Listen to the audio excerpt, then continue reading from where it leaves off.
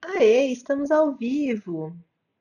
Bom, olá, eu sou a Clara, arquiteta da Arquico, e estamos inaugurando um ciclo de conversa sobre sustentabilidade e arquitetura. A partir das catástrofes climáticas, tivemos a ideia de trazer profissionais vinculados à sustentabilidade e arquitetura para falar sobre ações positivas a partir das suas especialidades. Vamos começar com o tema sustentabilidade na arquitetura com a professora e pesquisadora Beatriz Arruda. Eu e Beatriz estamos juntas e cursamos de arquitetura e urbanismo na Unicamp. E o trabalho final de graduação da Bia foi um centro de estudos agroambientais do Instituto Agronômico de Campinas.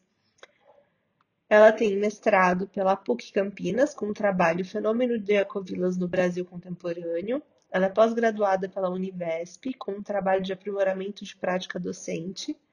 Ela é doutoranda pela Unicamp, com um projeto de tese sobre gestão sustentável de resíduos em ecovilas. Bia, seja bem-vinda ao Arquiconversa. É uma honra ter você inaugurando esse ciclo. Oi, pessoal. Eu queria agradecer minha amiga, generosa e gentil, pela introdução e pelo convite de fazer essa live sobre sustentabilidade na arquitetura, justamente no mês de junho, que tem duas datas comemorativas bastante oportunas para a gente desenvolver essa troca de ideias e promover uma reflexão interior e coletiva. Muito obrigada, Clarinha, por essa oportunidade. Eu estava com muita saudade e é uma honra estar na transmissão ao vivo aqui com você. Que bom que a tecnologia pode nos unir e ainda podemos compartilhar esse encontro com mais pessoas.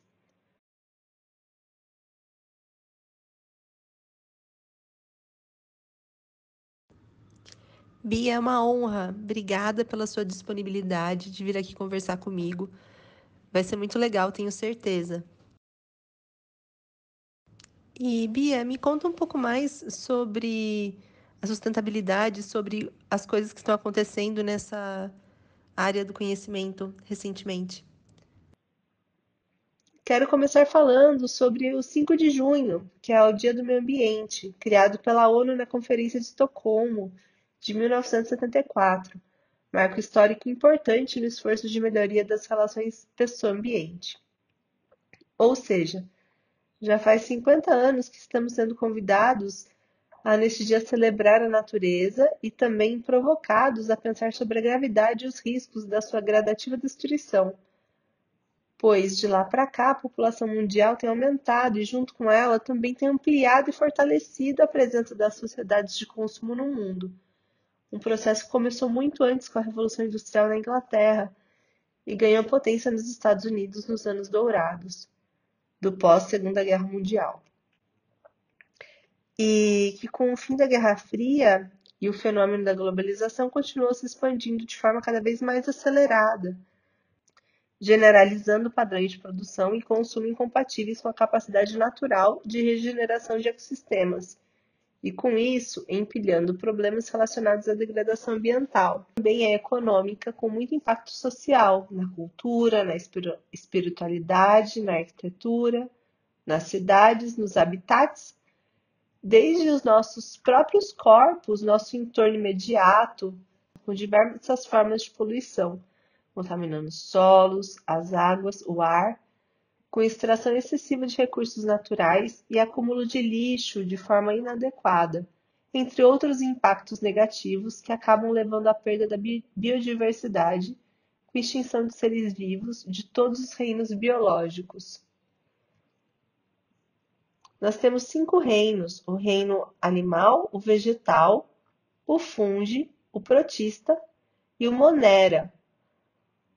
O ser humano, você, eu, quem está nos acompanhando aqui, nós todos, as pessoas que habitam o planeta Terra, somos todos integrantes do reino animal, o metazoa, porque, segundo a biologia, somos organismos multicelulares, eucariontes e heterotróficos, certo?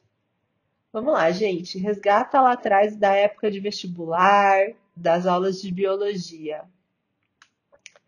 Bom, brincadeiras à parte, vamos retomar aqui a seriedade no assunto. porque é bem daí que eu proponho que a gente busque começar a entender a ideia de sustentabilidade, do fato que nós, como seres humanos, Nós, como somos seres humanos, somos natureza. Anotou? Vou somos repetir. natureza, anotei. Repete, por O favor, ser repete. humano, o ser humano é natureza. Verdade, gente. Segura essa informação. Segura e vamos juntar com a segunda data, que eu falei de duas quando a gente se cumprimentou, certo?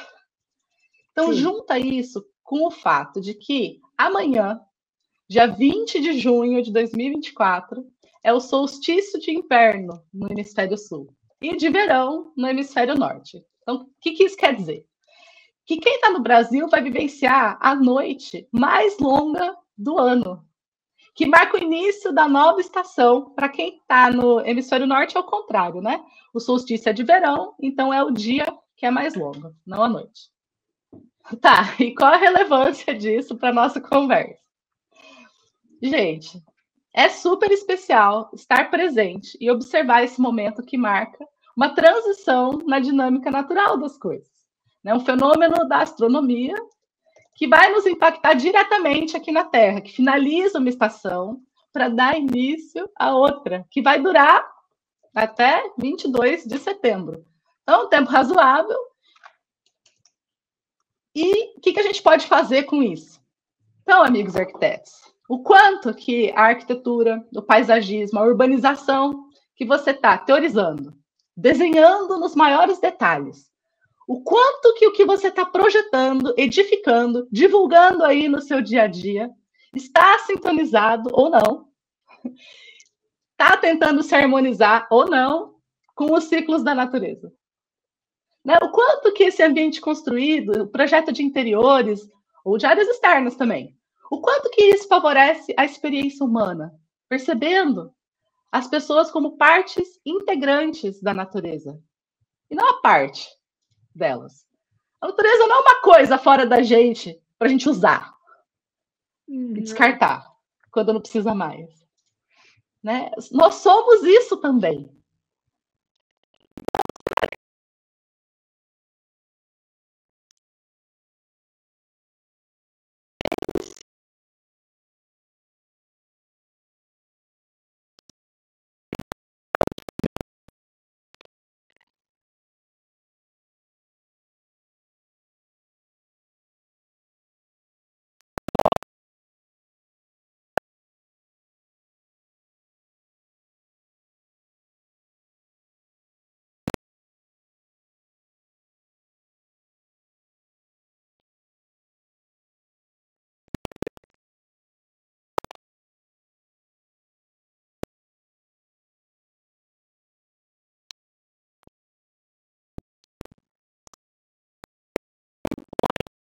Esse seu projeto.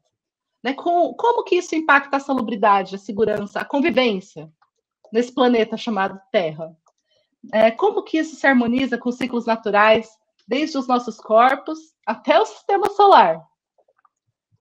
Isso é pensar de uma forma holística. E esse pensamento integral, que é o que a sustentabilidade requer. Né? Então, esse é o ponto de vista que eu vim aqui defender com muito carinho, e juntamente com muitos outros autores, cientistas, pensadores, ativistas, construtores, tem muitas referências em que eu me apoio, né? Não é algo que eu inventei, e eles dão substância aí com argumentos, exemplos práticos do que essa sustentabilidade pode ser. Nossa, acho que eu falei um monte, né? não, tá tudo bem. Eu me empolguei. Vamos encostar aí na cadeira. Vamos aqui, ó. Fechar os olhos por um minutinho. Respirar fundo. Relaxe seus ombros, o pescoço, relaxe seu rosto. Só respira e aterriza aqui, na live. Se conecta com essa ideia de que você é natureza. Sente a vida fluir quando você inspira e expira. a vitalidade das suas ideias, da sua criatividade, em favor de um movimento de mudança, no sentir, pensar, no fazer arquitetura, fazer cidade, proteger, revitalizar os ambientes, os corpos, as mentes, a emoção de ser um ser vivo, nesse contexto tão desafiador que estamos todos vivendo no planeta hoje. Respira. Mais uma vez. Expira, juntando as mãos, esticando esses braços. Vai, levanta aí, estica essas costas, abre os olhos. Expira devagar e bora lá, agora sim. Chegamos, Clarinha. Bem-vindos, pessoal. Vamos agitar esse bate-papo. Vamos lá. Vou abrir aqui, então, minhas perguntas, que tenho muitas dúvidas. Bia, muitas dúvidas. Olha, não prometo que vou resolvê-las. Pode ser que você saia com mais perguntas. Eu não duvido. Vamos lá. Bom, o que te fez querer ir para sustentabilidade, para essa área de sustentabilidade, de ecovila, dentro desse estudo de arquitetura e urbanismo? Por que que eu estou perguntando isso? Porque muitos arquitetos, eles entram na graduação com uma ideia de valorização da profissão por meio de construir o ambiente mesmo. Nós somos grandes a gente altera o ambiente construído, né? A gente altera a natureza. A gente esquece disso muitas vezes, mas nós somos grandes destruidores da natureza. Mas a gente não tem isso internalizado, né, na graduação. A gente aprende as disciplinas de projeto, de estrutura. E de onde veio esse estalo para ir para essa área de sustentabilidade e ecovila? Bom, não foi exatamente um estalo, acho que foi mais um processo histórico que começou lá na minha infância. E, de fato, hoje, né, já formada, consigo ver que conhecer o tema sustentabilidade, trazer ele, né, para a prática do dia a dia, do escritório, do canteiro de obra, é muito importante para um diferencial no mercado de trabalho. Traz uma vantagem competitiva para esses imóveis, né, e para o serviço que é prestado, sim, né, hoje em dia. Quando eu comecei a me apaixonar pelo tema, eu ainda não tinha nem de perto essa clareza. Tudo acho que começou realmente quando, com cerca de 7, 8 anos, eu me mudei de um apartamento para uma casa com quintal, num bairro arborizado, ainda com muitos terrenos, ruas de terra, próximo ao campus da Unicamp, né, que tem amplos gramados, bosque, parque com lagoa. Até brincava, né, na faculdade que eu não era campineira, eu era baronesa. Eu vivi em Barão Geraldo. Era baronesa? Desde sempre. Tá, não, mas tá, né? E o pessoal... existe uma tendência, né, a gente ser um pouco bairrista quando a gente realmente está apaixonado pelo bairro que a gente vive, né? Então eu também não posso dizer que eu estou totalmente isenta desse viés. Eu adoro Barão Geraldo, mas principalmente, né, na hora que eu vou linkar com meu interesse na sustentabilidade, percebo que essa primeira transição me despertou uma afetividade maior com a natureza. Porque daí eu estava ali num bairro que me proporcionava brincar na rua, explorar os terrenos baldios, passear pelo campus da Unicamp, que ainda nem era cercado. Então, eu tive uma possibilidade de me conectar, né, com um ambiente totalmente diferente do de um prédio de apartamentos, né, no centro de Campinas. E também na escola, né, já tinha acabado de acontecer a conferência do Rio de Janeiro, de 92, Rio 92 para alguns, Eco 92 para outros, mas foi algo também que marcou a história aí da humanidade, mais recente, né, na esteira que ia acontecendo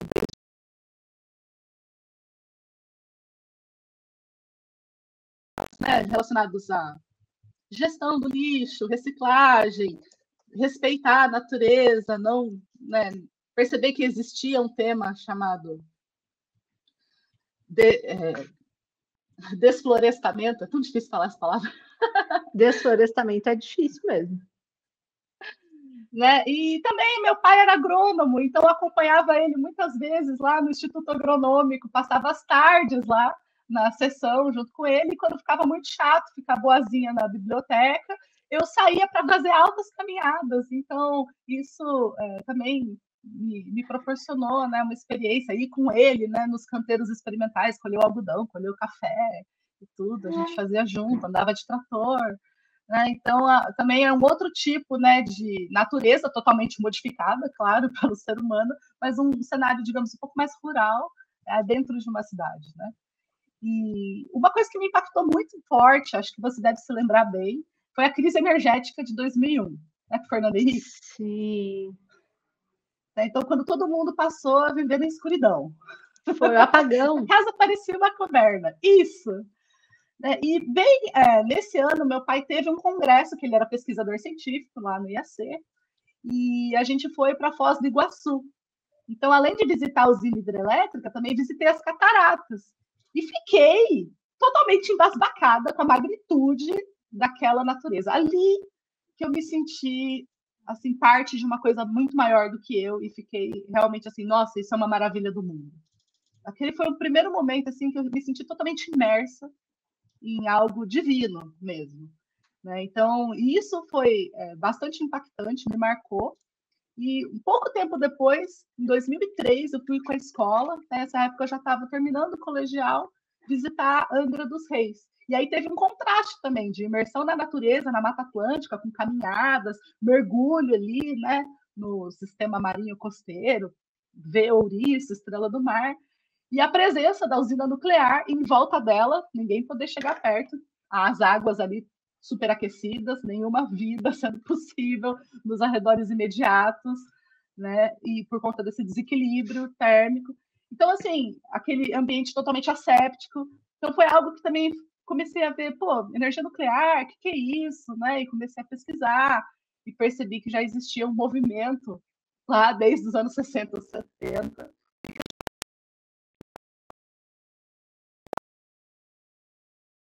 geração dessa matriz energética. E também que a hidrelétrica não era tão limpa assim, né?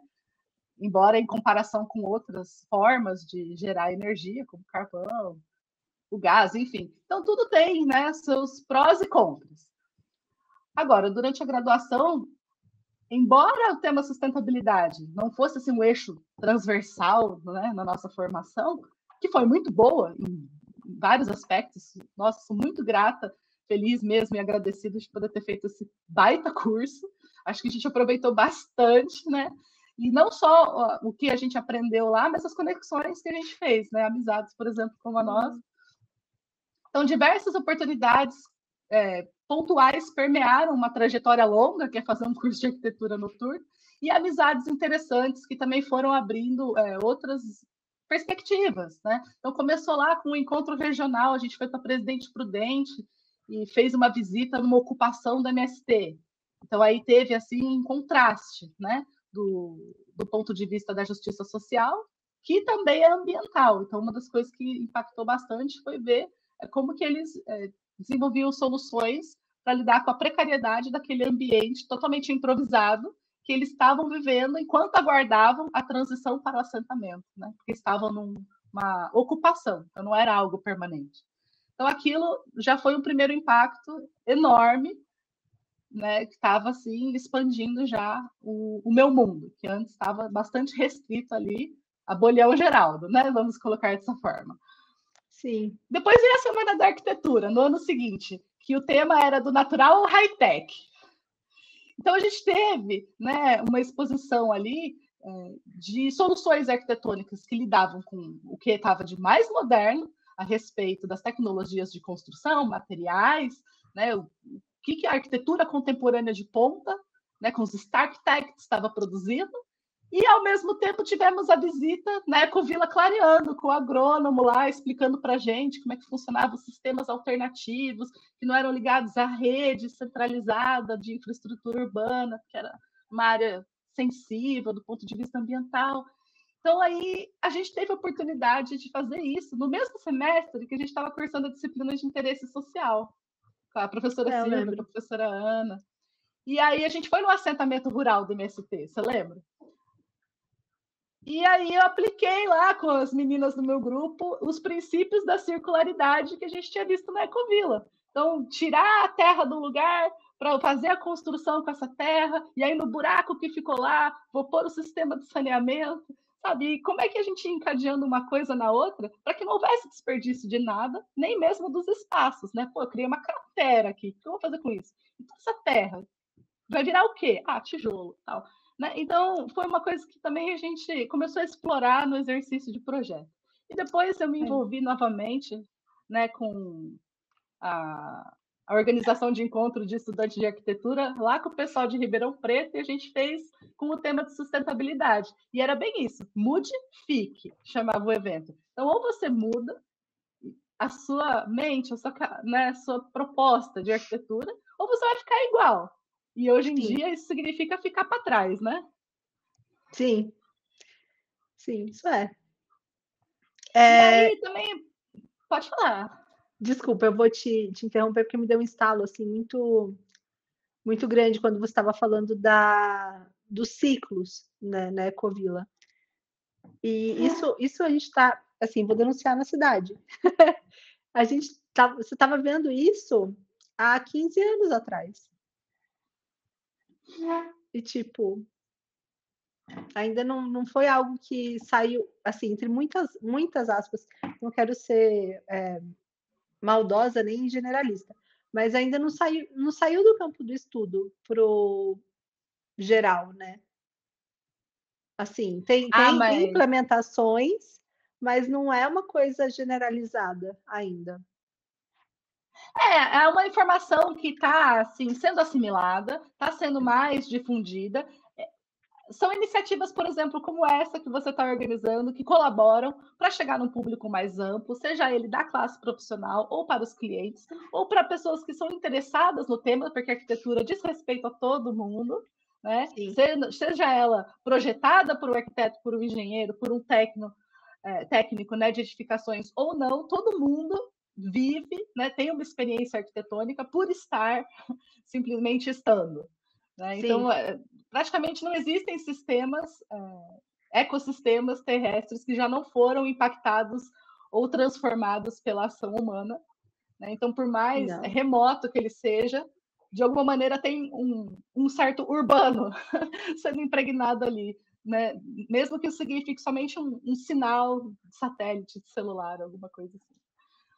Então, de qualquer forma, acho que são coisas que a gente precisa estar falando e reforçando e ressignificando também vários termos, né, e conceitos para que isso esteja no debate público e faça parte. E que delícia, né, que seria o arquiteto também ser provocado pelo seu cliente e dizer: eu quero sustentável, você é capaz? E aí, mesmo que a pessoa É, nunca tenha se dedicado a isso de uma forma exclusiva, falar: bom, vou topar o desafio, vou atrás. E começa. E, de repente, não para, né? E assim, a gente na Unicamp tem a possibilidade de estar interagindo até pelo próprio formato do campus, como o Boss, né, explicou bem para a gente numa semana da arquitetura, e acho que foi comemorativa de 10 anos do curso, que é feito para as pessoas se integrarem, interagirem com alunos, né, professores de cursos diferentes. Então, eu tive a felicidade de conhecer uma colega lá da Química, Susan. Você lembra dela? lembro, não, a Susan, eu sei, lembro da Susan. Ela ia na Então, República de vez em quando, né? ela foi contemplada pelo programa Aluno Artista. E ela fez o Sim. quê? Ela propôs fazer uma grande geodésica, né, de um pensador, arquiteto. Assim, ele é praticamente um ser da-vinciano, digamos assim, só que alguns séculos depois. O Buckminster Fuller. E ele tinha já uma visão, né, para a Frentex, que estava muito próxima aí do que a gente poderia chamar de um pensamento ecocêntrico. Né? E ele até dizia, se você quiser superar, né, um sistema, você tem que demonstrar como ele está ultrapassado. Então, criando novo a partir do que você tem disponível agora, né, que você vai conseguir ter evidências de que outra coisa é possível, né, e que outras escolhas podem ser feitas, tanto por quem vende quanto por quem compra, no nosso caso aqui, né, de entender a arquitetura como um produto, né, do mercado imobiliário, um produto criativo também. Né? Então, outra pessoa também foi a Lea Geger, que inclusive está fazendo pós-graduação na Unicamp também, no programa de arquitetura e construção, se não me engano. Ela deu uma palestra no IB em 2014. Fui lá e ela apresentou essa ideia do cradle to cradle, né? Do berço ao túmulo ou do berço ao berço. Qual que é a diferença? A gente vai falar disso mais para frente. E era assim, um bate-papo que tinha ali umas 20 pessoas numa sala, no fim do corredor. E a Susan me levou para assistir, a gente saiu de lá, vou comprar esse livro, vou pensar de modo circular. E aí eu fui no ano seguinte, né? Propus lá o TFG, juntando o Instituto Agronômico com agroecologia, queria fazer um colégio técnico, né, pensando de uma forma mais compatível com o meio ambiente, e fui fazer uma imersão numa ecovila lá em Liberdade, uma cidadezinha no sul de Minas Gerais, né, num curso que chama Educação para Design de Ecovilas. Então, fui fazer um dos 4 módulos que teve lá, que caiu direitinho no período de férias. E voltei totalmente estimulada, né, pelo que tinha visto ali. E aí não teve como. No mestrado, eu tive que prosseguir com essa investigação. Falei, não, será que só existe essa ecovila? Quais outras que tem? Eu já sabia que essa tinha buscado muita inspiração fora do Brasil, mas também tinha uma rede, né, de ecovilas brasileira, e eu fui atrás de entender isso e a inserção disso na rede urbana brasileira. Então, depois, para quem tiver interesse nesse tema, o fenômeno das ecovilas no Brasil pré-pandemia, digamos assim, porque o contemporâneo daquela época era 2018, né? Então, já passou um tempinho. Se eu fosse atualizar o título, colocaria pré-pandemia. Então, agora no doutorado, no pós-pandemia, né, eu tive a felicidade de fazer uma mudança também. Eu estava morando num apartamento, fui de novo para uma casa com quintal, nas franjas da cidade, né, no Village, que o pessoal de Barão Geraldo diz que é o Vilonge. E aí lá eu experimentei bastante a permacultura, né, a gestão de resíduos, o trabalho de bioconstrução. A gente foi morar numa casa que a proprietária deu total liberdade para a gente fazer várias intervenções. E eu fui testando, né, nessa área urbana que tinha uma paisagem mais para rural, e manejo de água, né, e tudo. Fui ali vivenciando um pouco disso na prática, né, durante o isolamento social. E isso foi ótimo para manter a sanidade mental também, né, não ficar também totalmente sedentário. E até a gente conseguiu ter um benefício alimentar direto, né, plantando ervas aromáticas e algumas verduras, legumes, né, tudo sem agrotóxico. Cuidou das Então duas foi uma saúdes. experiência muito boa. É. E também durante a pandemia, enquanto eu ainda estava no prédio, isso tudo da chácara foi do segundo semestre em diante, mas no primeiro, né, a gente estava ali num edifício que tinha uma população de terceira idade significativa e não estava saindo para nada mesmo, né? Então a gente teve que pesquisar sobre protocolos sanitários para o convívio, para ver se ia manter ou não o trabalho da portaria, da limpeza das áreas comuns, como que ia ser a gestão do resíduo, né? Como é que ia fazer para acumular, porque a prefeitura tinha cortado a coleta seletiva e a gente não queria perder o hábito de separar na fonte e encaminhar para a cooperativa. Então, como é que a gente fez esse plano emergencial? Porque na época eu era membro do Conselho Fiscal.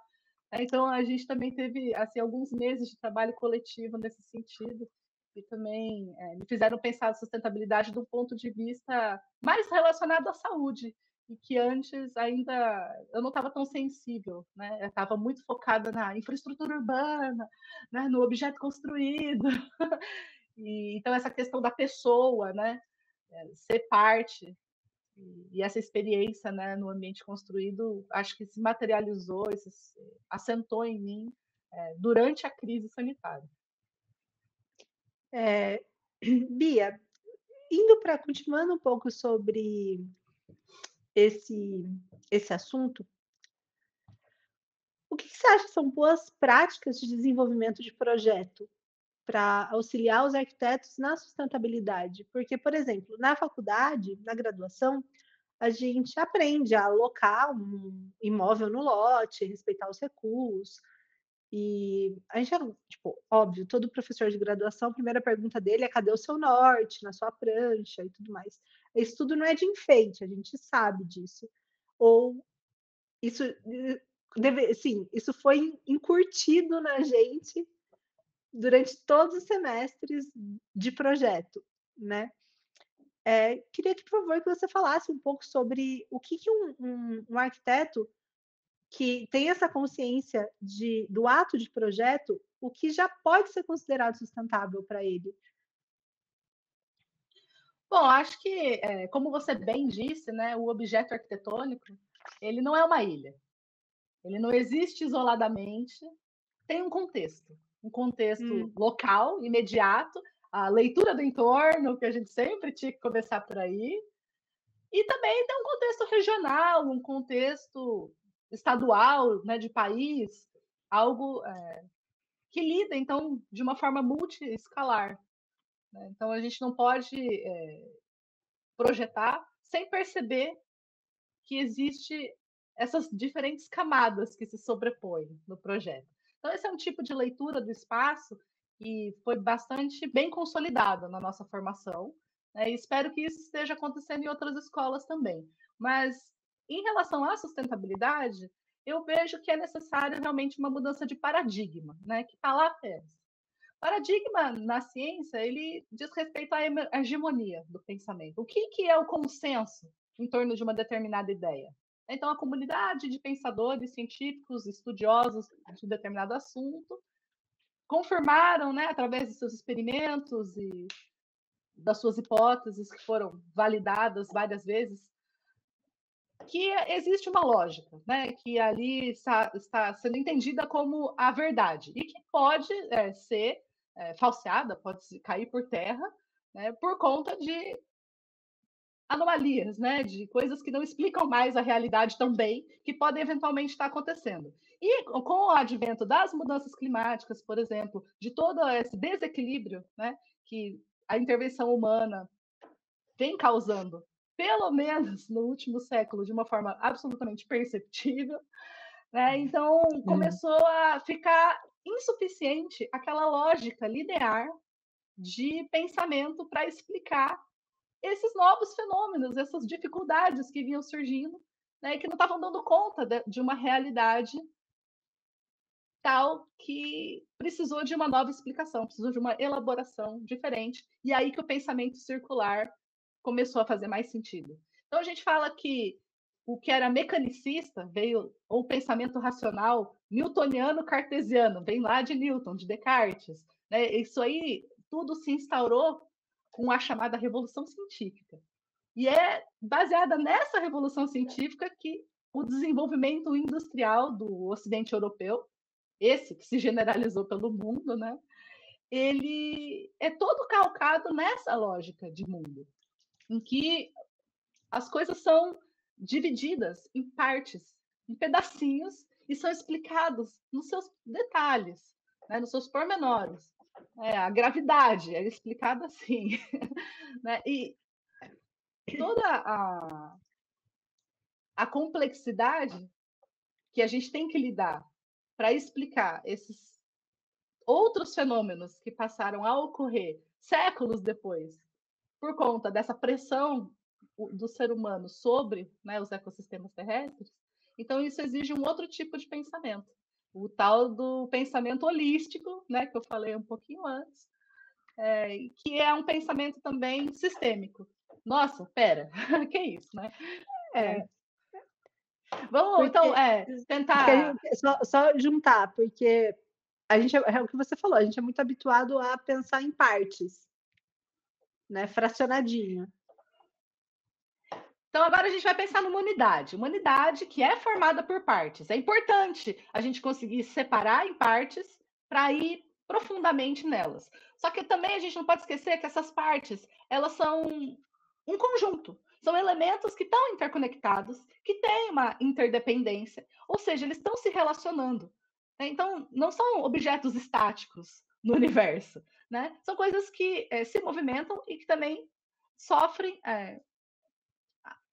passagem de fluxos de informação, de energia, né, de comunicação, de outros elementos como água, né, por eles. Então, existe relação entre eles e os seus conjuntos. Né? Então, assim, o todo, essa unidade, né, esse grande sistema planeta Terra, ele vai ser maior do que a mera soma dessas partes, porque a gente tem que considerar que tem uma grande interação entre elas, que está um pouco além do que a gente consegue compreender pelos métodos científicos que a gente tem disponíveis hoje. Então, quando a gente vai fazer, por exemplo, análise de um fármaco, como que ele interage com o corpo da gente? Então, eles vão lá no ambiente totalmente controlado, de laboratório, fazer um experimento e colocar ali os reagentes e tal.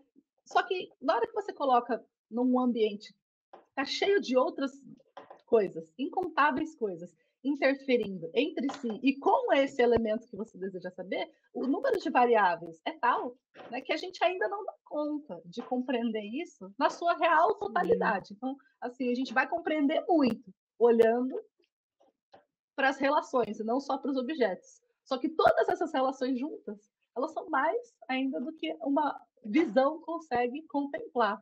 Né? Então, essas perspectivas de todos, né, juntas, vão gerar uma visão mais geral mesmo. Só que até que ponto essa visão é suficiente para dizer estou dando conta de tudo? Então, também ter a humildade de perceber que a explicação que a gente tem para a realidade é só uma explicação, não é uma verdade absoluta, é muitíssimo importante para o avanço da ciência, porque a gente nunca vai ultrapassar a fronteira do pensamento apostando que a gente já sabe a resposta que a gente vai encontrar. Você também tem que lidar um pouco com a incerteza, e isso também é instigante, sabe? Mas agora o objeto arquitetônico no século XXI. Então, qual é a lente que você vai usar para avaliar esse contexto e projetar de acordo com ele? Quem projeta para sustentabilidade, nesse viés que eu estou me identificando aqui, que eu venho me dedicando a estudar e estou tentando passar adiante, ele vai buscar adotar essa perspectiva que é diferente do que foi predominante até o final do século XX, né? É predominante até hoje, para falar a verdade, mas agora está sendo mais questionado com muita intensidade em várias áreas do conhecimento e de atuação profissional também. Né? Então, tem uma jornada aí que é um propósito de contribuir para criar um legado coletivo que tende a lidar com esses desafios complexos de uma forma colaborativa, acessível, inclusiva, com justiça ambiental, que também é social, né? Com respostas que vão além do caráter técnico, porque elas vão compreender esse processo criativo, o processo construtivo da edificação, né, das cidades, no todo. Então, no que implica a concepção, cada decisão projetual, desde a extração até a disposição final dos recursos, os impactos positivos e negativos que estão incorporados nessas decisões, nesses processos, perceber esse ambiente construído interconectado com vários outros sistemas, que são naturais ou artificiais, né? E também eles são concretos, são coisas que realmente estão materializadas fisicamente, e também abstratos, né? Por exemplo, o caldo cultural que a gente está inserido, né? O sistema político, econômico. Então, são coisas que a gente inventou para se organizar como sociedade. Tem várias convenções éticas e sociais associadas às decisões, né?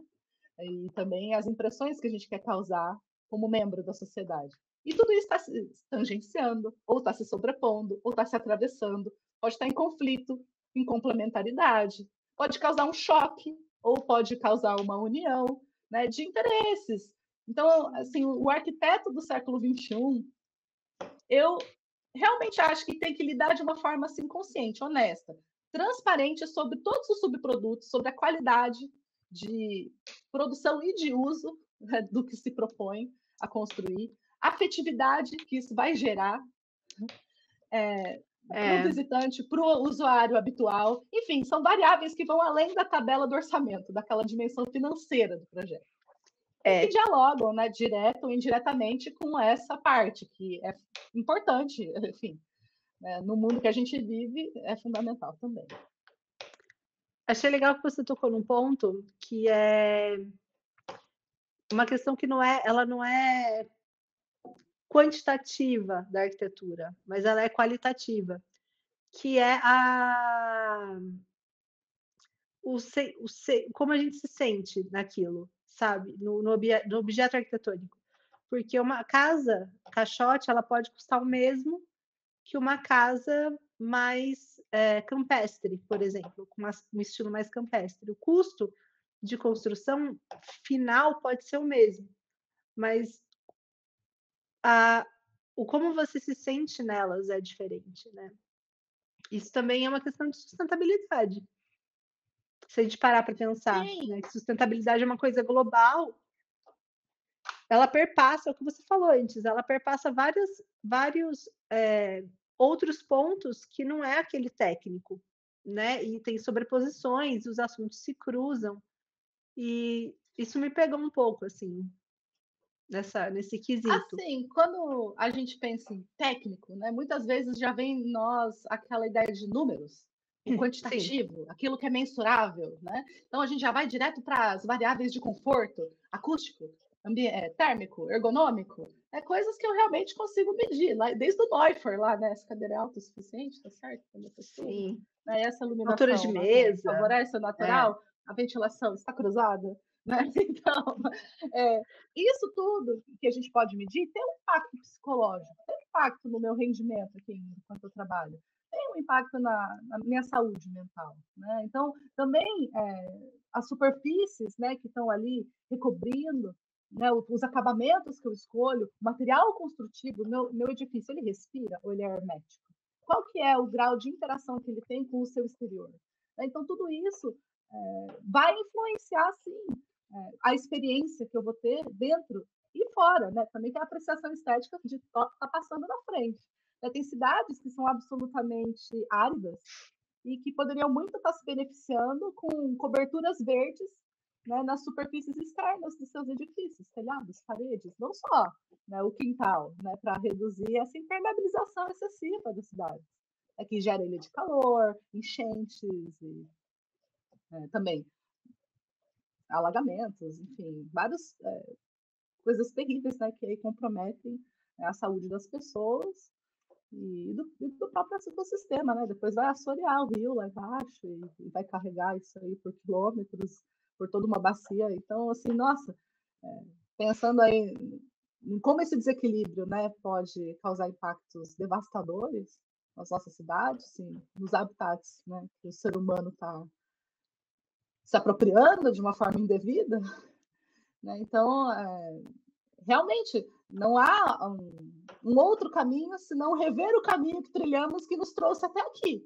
E aí você tem sim, várias vertentes teóricas dentro da sustentabilidade para lidar com isso. Então, o arquiteto e também o cliente, né, todo mundo que está aí criando e recriando o mundo, porque além de fazer coisas novas, temos que adaptar as já existentes, todo esse sim. patrimônio construído que a gente herdou, né, dos séculos anteriores, tem que ver como que isso está afetando, né, o dia a dia agora e também das futuras gerações. Então a gente vai ter que repensar, né, esse modelo e perceber que isso faz parte da nossa cultura, que também não é algo estático. É claro que a gente tem que Não. valorizar e honrar a memória, né, tanto do ponto de vista da construção, do patrimônio, né, construído, do patrimônio natural, mas também toda essa questão dos hábitos. De alguma maneira, vai haver um movimento dinâmico contínuo e tomara que na direção da sustentabilidade de um estilo de vida que o planeta consiga sustentar, né? Porque o planeta, como uma entidade cósmica, ele vai se manter. Sim, Né? De alguma maneira, isso vai se reorganizar. Então, com extinção ou não da espécie humana, não é como se fosse desaparecer a Terra do universo. Assim. não. Porém, Você, nós, né, como somente um tipo de ser vivo de um dos 5 reinos, estamos sim correndo um sério risco, né, de extinção em massa, com esses grandes desequilíbrios. Então, existe, né, um caminho possível? eu prefiro estar otimista e acreditar que sim e trabalhar por isso. Mas a gente tem muitas projeções pessimistas também, né? E a realidade muitas vezes está aí jogando na nossa cara, né? E o tempo todo de que, pô, a natureza vai responder de uma forma agressiva. Sim. Não tem como não falar do Rio Grande do Sul, né? Depois de passar por essa parte do urbano, né? E de como isso, como o ser humano afeta, né? Então, você imagina o que vai mudar nas cidades após essas tragédias? Ou para você é uma pessoa otimista? Como a gente pode melhorar então esse aspecto urbano que a gente tem hoje? E quais são os caminhos de uma pessoa otimista?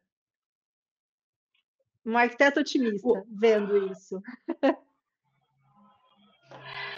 Assim, acho que o primeiro aspecto positivo que a gente pode tirar dessa tragédia é a questão da solidariedade, né? De como a sociedade é capaz de se mobilizar, né, para lidar, né, com uma miríade aí de problemas que se sobrepõem e com todas as sindemias, que é uma palavra que aprendemos também recentemente, né, com o Covid, é que existe uma interação entre diversos problemas que ocorrem simultaneamente no mesmo lugar.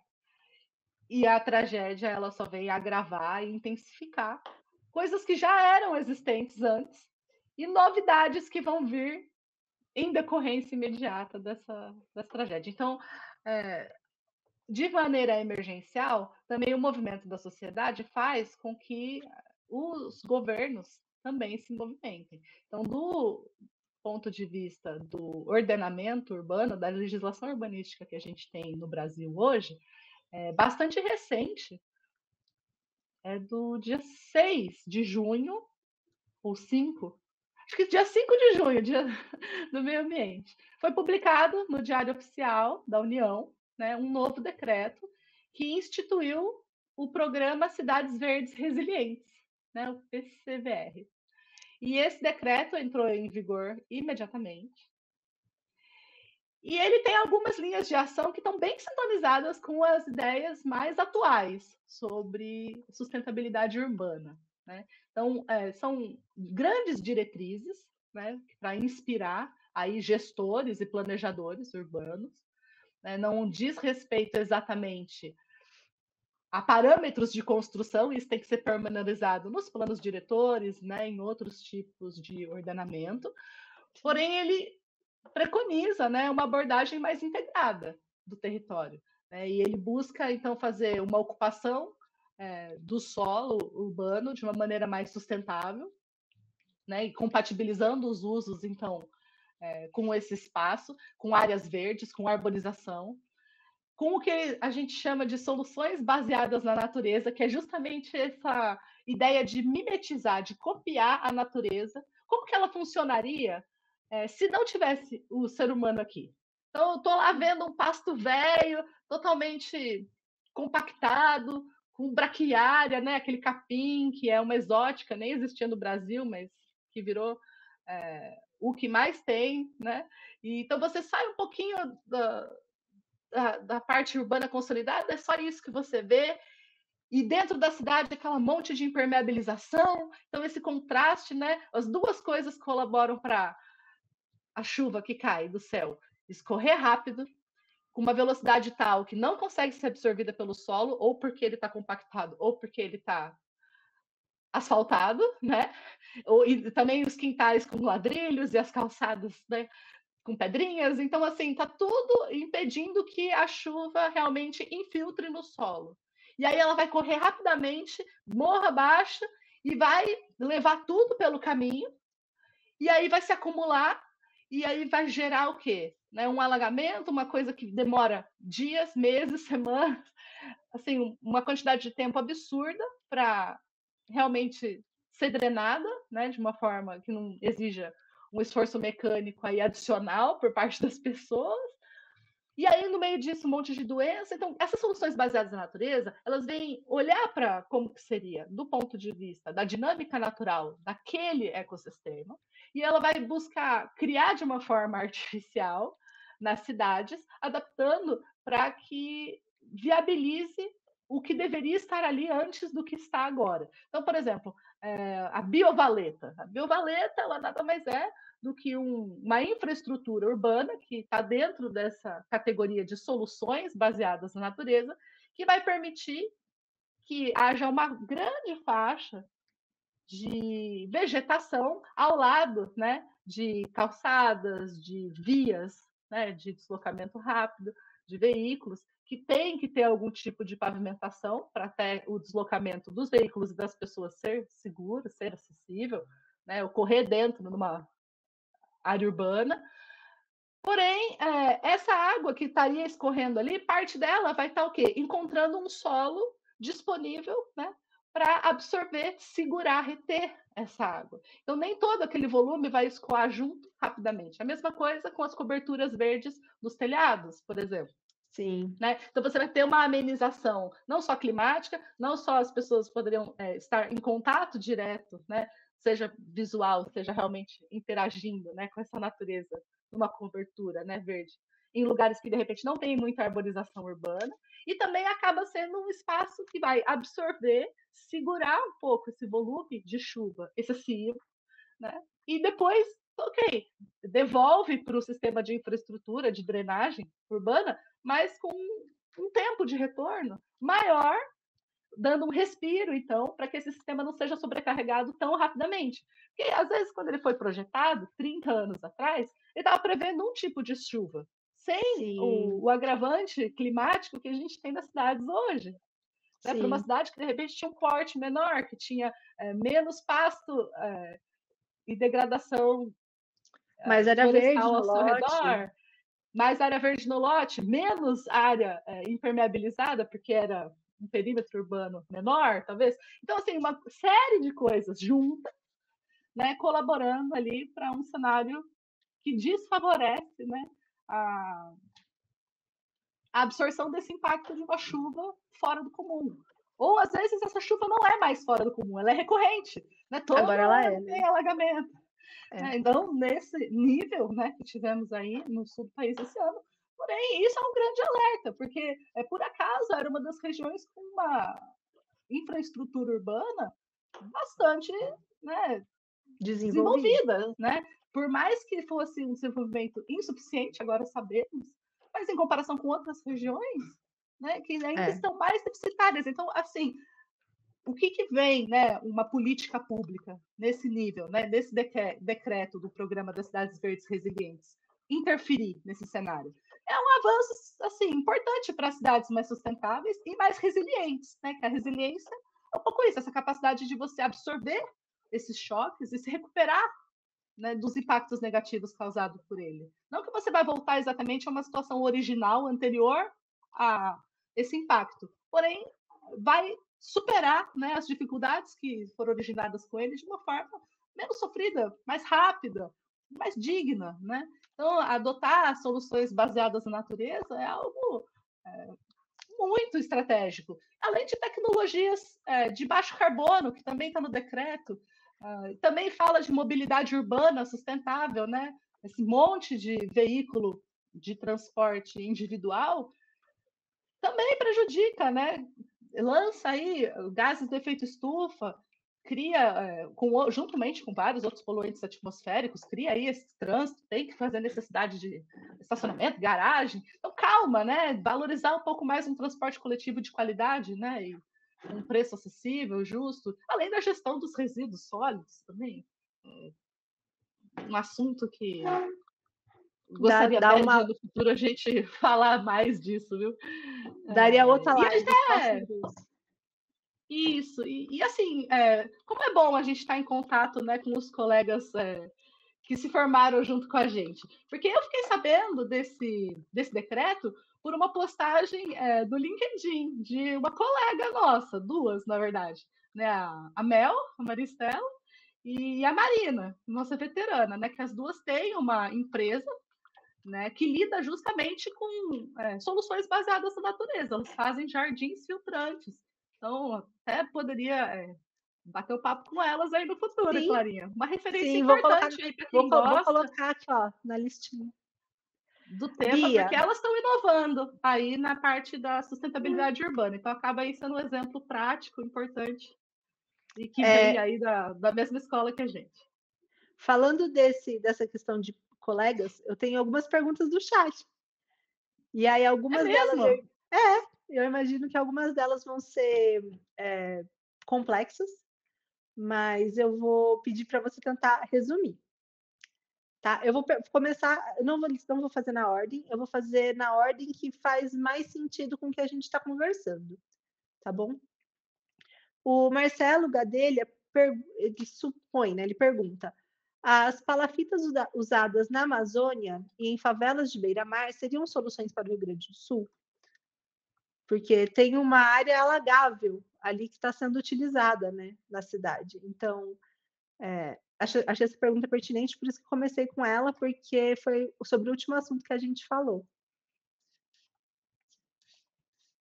Olha, eu acho que a suspensão, né, das áreas de passagem e de permanência de pessoas numa situação, né, de um alagamento que não se esvai, pode ser interessante, sim. É claro que as palafitas, por estarem em áreas que são permanentemente alagadas e que não estão temporariamente alagadas por conta, né, de um desequilíbrio que espera-se que não se mantenham assim, vai ter uma dinâmica diferente em relação à manutenção dessa infraestrutura. Agora, como uma solução de emergência, né, você separar fisicamente as pessoas do foco de contaminação, porque essas águas que estão ali paradas, né, estão pútridas, estão misturadas aí com um monte de resíduos da construção civil, né, de tudo que foi demolido no meio De do tudo. caminho, né, E enfim, não todo só tipo de isso, né? detrito. De Né, tudo, de todos os animais também que não conseguiram se salvar, né? De existe tudo. ali uma decomposição, né, de corpos, animais, vegetais.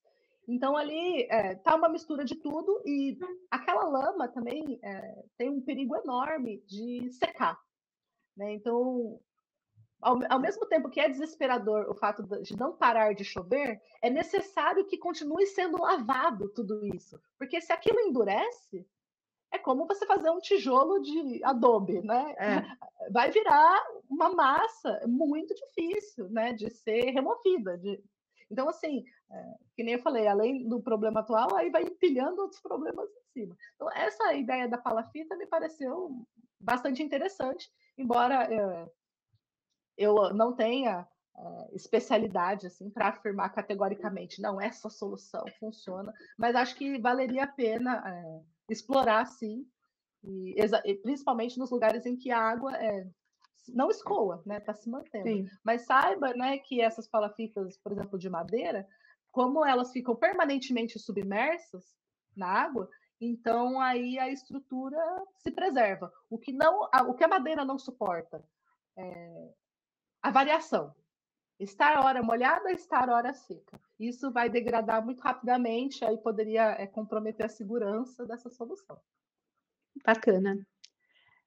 A Laura pergunta: com a melhoria das tecnologias nas construções, visando melhor sustentabilidade, qual a possibilidade de ter uma elitização dessas tecnologias? E como isso poderia ser democratizado para a população em geral? É aí que a gente vai entrar na questão da sustentabilidade, ela ser meramente incremental ou ela oferecer uma solução disruptiva, né? Porque qual que é a mágica que o capitalismo faz com todos os seus problemas? Ele se adapta, ele transforma numa nova oportunidade de venda, né? Então ele Sim. monetiza e transforma isso num produto, num sonho de consumo. Então, de alguma maneira, vai ser atribuído ali um status e pode ser que se torne uma nova maneira de diferenciação social, né? Algo, digamos, sustentável. Uma demão de verde sobre o verdadeiro problema sem atingir necessariamente a sua estrutura. né? Sim. Então a gente está, digamos assim, só pintando a parede, não fui lá mexer no vergalhão. Né? Então isso é bastante sintomático do sistema econômico que a gente vive, e a gente não pode esquecer que a gente vive no mundo, mas como arquitetos nós também temos a capacidade de construir, ou seja, inventar uma parte significativa do mundo. Então, na hora que você fala em democratizar, eu vejo dois sentidos, né? O primeiro é, seguindo um pouco a linha do capitalismo verde, colocar as pessoas Sei. que têm uma influência, né, sobre o que está sendo discutido aí no âmbito mais geral. Uhum. Por que essas pessoas não estão ostentando coisas que são acessíveis do ponto de vista da sustentabilidade? Né? Por que, de Sim. repente, o Neymar não está lá numa casa feita de bioconstrução, com materiais reciclados, reutilizados, né? E que é bonita, que é aprazível? Porque não é só também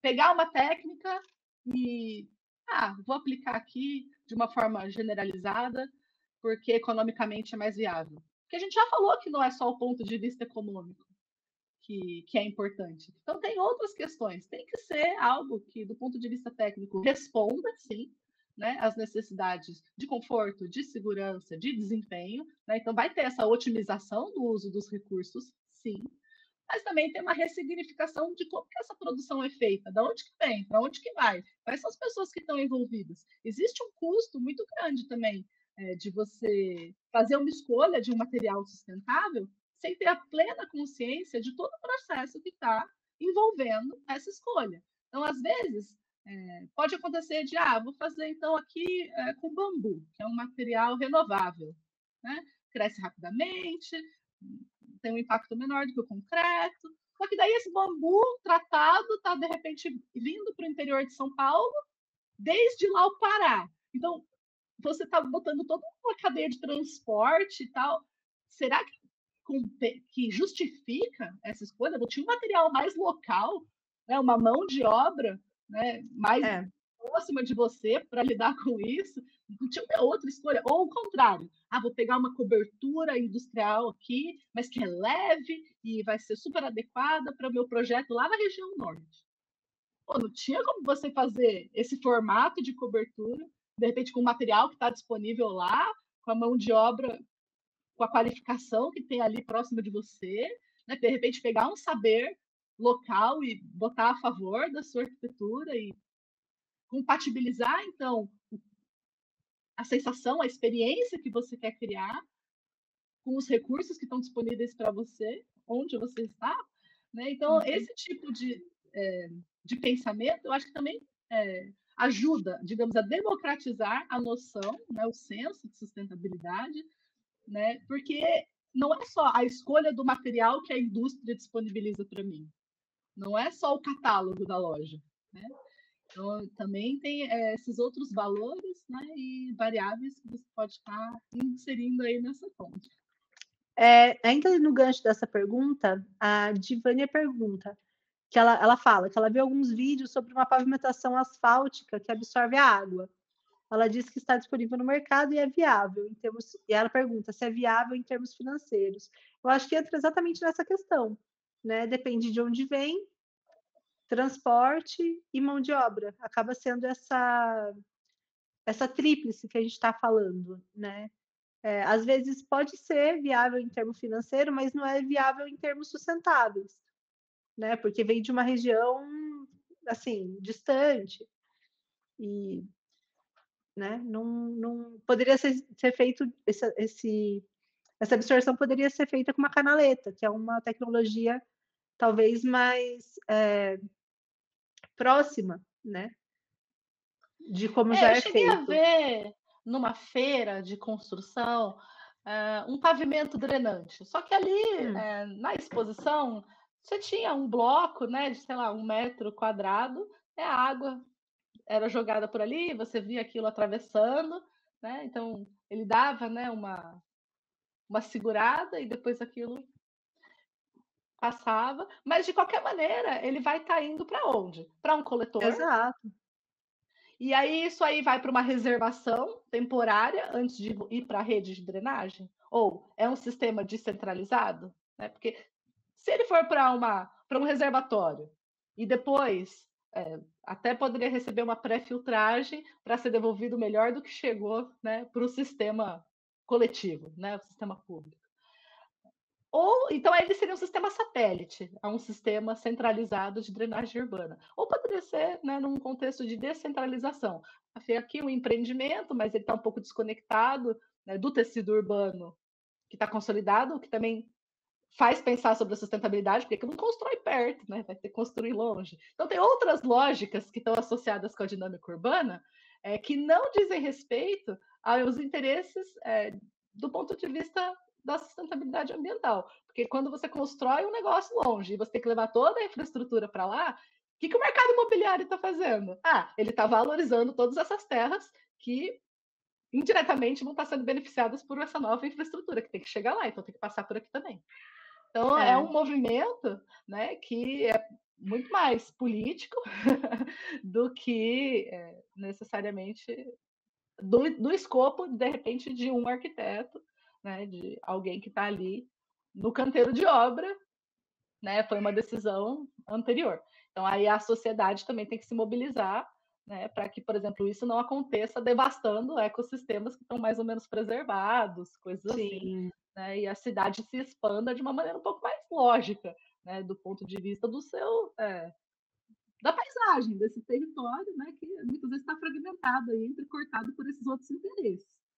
Então, a gente tem que pensar essa pergunta um pouco considerando que as respostas não estão somente dentro do escopo do projeto. Sim. Que existem relações humanas, né, relações empresariais, que passam também, né, por instâncias políticas que podem ser influenciadas, né, pelo cidadão organizado, mas que tem instâncias, né, de manifestação específicas para isso. É bom a gente falar sobre isso, mas atuar também de uma forma cidadã, né? Porque só ficar reclamando aqui, né? Não. Até porque hoje é ano de eleição, né? É ano de eleição municipal. Então, é importante a gente estar atento às políticas públicas e às propostas cobrar, de políticas. Né? Os potenciais candidatos, aquela pessoa que você quer apoiar e fazer o questionamento. E pela sustentabilidade urbana, você tem alguma proposta? Sim. Eu ouvi falar disso, meu bairro está sofrendo aquilo, e aí? Como vai ser resolvido? Isso pode ser. Uhum. Bom, Bia, eu queria agradecer imensamente a sua presença.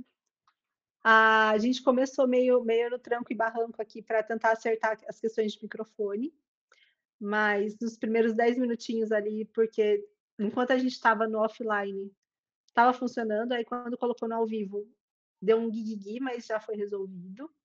Ali que durou uns 10 minutinhos, aí já seguiu fluido, sem picos nem nada. Só para você estar ciente, né? Porque depois eu vou postar e aí, se você falar, tá dando pico, eu falo, não, é porque teve esse. Mas já foi resolvido, já tá ótimo. Recebi feedbacks de que o som foi ótimo, que a nossa conversa foi maravilhosa.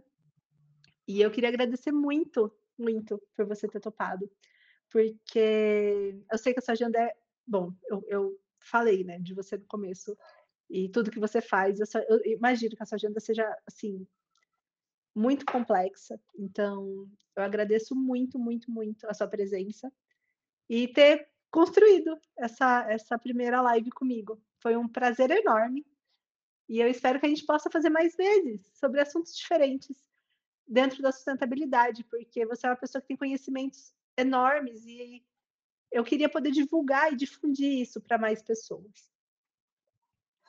Clarinha, que delícia ouvir tudo isso. Olha, eu que agradeço imensamente, né, por você ter feito esse convite, ter tido essa grande ideia, né, ter permitido que o que estava ali te incomodando, né, que a realidade exterior te propulsionasse a criar algo novo e disponibilizar isso aqui para todo mundo que quiser assistir, né? E eu estou aqui sendo a cobaia do experimento. A gente volta e vai melhorando. Quem sabe no próximo a gente supera aí os desafios tecnológicos antes de começar a transmissão, e com ou sem, espero que todos consigam aí tirar alguma inspiração, alguma ideia ou questionamentos, né? Que o mais importante é a gente aí se manter na pergunta e estar sempre olhando, né, para as coisas ao nosso redor, buscando saber o que está além, né, do que eu estou vendo. Que esse é o tipo de investigação que quem está interessado em sustentabilidade vai estar sempre fazendo.